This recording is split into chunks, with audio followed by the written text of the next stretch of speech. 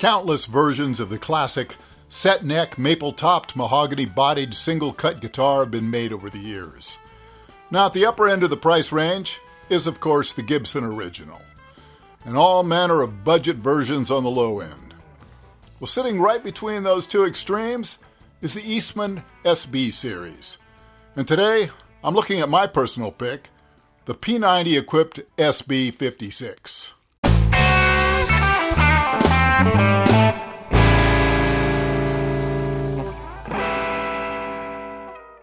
Over the years, I've owned a couple of Gibson Les Pauls, plus a couple of other nice USA-made guitars built similar to the Les Paul. Now, all of these had thick carved maple tops, mahogany bodies, and a pair of humbucking pickups. But I kept going back to my Strats, and all were eventually sold. Now, quite a while back, I determined that if I were to buy a Les Paul today, it'd be the gold top with P90s. So, after being fairly impressed with the 5 Eastmans I've reviewed on this channel, I decided the Eastman SB56 would be an interesting one to take a look at. First, like every other Eastman I've tried, this is not your typical cost-cutting import version of a USA-made guitar. And in fact, to get some of these specs, you'd have to buy a very expensive Gibson custom shop Les Paul, a PRS, or some boutique guitar. Now, for instance, the body is one solid piece of mahogany with a solid carved maple top.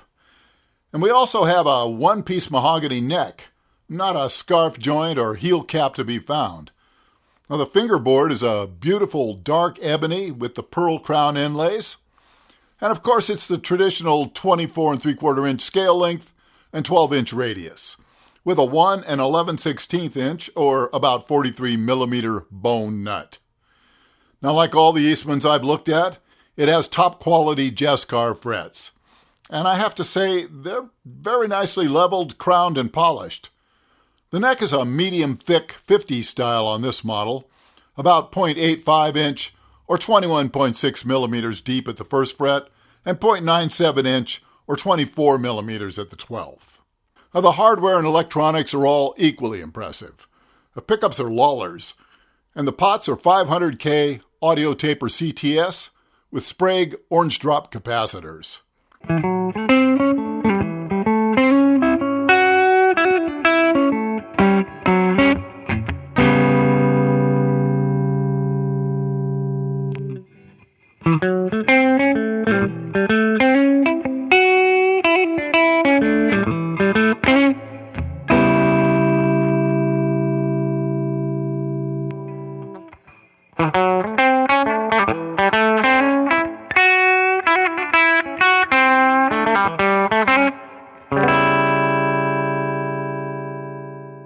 Now, the tuners, bridge, and tailpiece are all Goto relic units.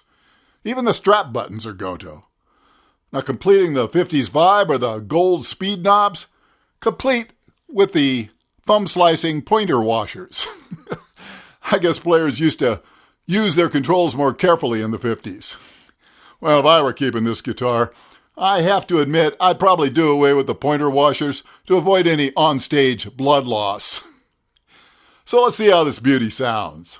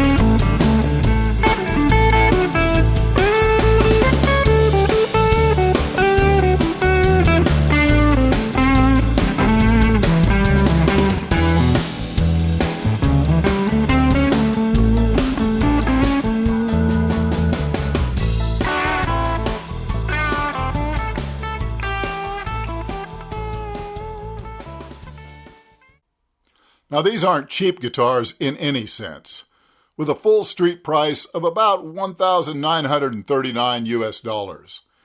I can already hear some of you pointing out how you could find a used Les Paul Standard for not much more than that. But remember, it's unfair to compare one guitar's used price to another's new price, since you can find used examples of either for somewhere around 30% off their respective new prices. So it's far more realistic to compare new to new and used to used. Now some people prefer a brand new guitar with a return policy and a warranty. Others are happy to shop used. Overall, this is a very nice guitar, and it feels like a serious instrument. The weight comes in at about 7.9 pounds, which is great for this style of guitar, and it seems most examples fall into a similar weight range.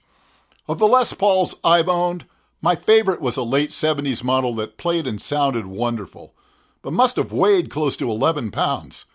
It's rare to find a Les Paul outside the custom shop as light as these Eastmans, except maybe some of the ones that they've drilled the big holes in the body for weight relief. So, anything to nitpick about? Well, nothing that really matters. I mean, for my personal taste, I do think the lack of a pickguard might just be a little out of step with the overall vintage vibe. But I get it.